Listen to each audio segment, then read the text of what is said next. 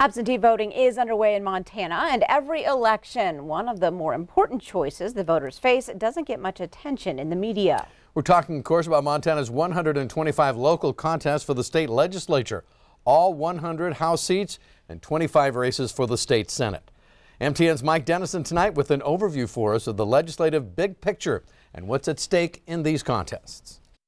Republicans have controlled Montana's legislature for most of the past 2.5 decades and currently hold a 59-41 majority in the Montana House and a 32-18 margin in the state Senate.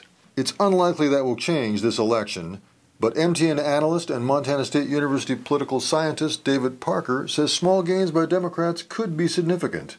Even though the Republicans control both chambers, at the end of the day, a lot of the most important issues facing the state in the last legislative session came down to a handful of votes. That's a message you may hear from Democratic candidates. Amanda Fricker, the chair of the party's legislative campaign committee, says if Democrats can make gains, they'll help pass things like infrastructure funding or a more equitable state tax system. The Democratic message is very simple. If you want accessible and affordable health care, if you want a tax system that is fair and equitable, you should vote for Democrats on the state legislative level. Republicans, however, don't sound too worried about losing their majorities.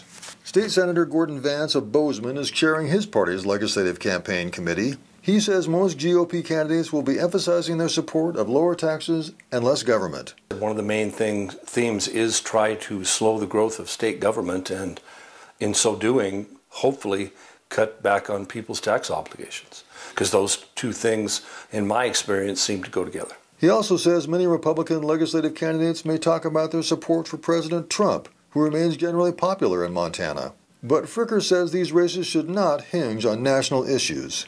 These races are about the potholes in their streets. It's about whether their rural access hospitals remain open.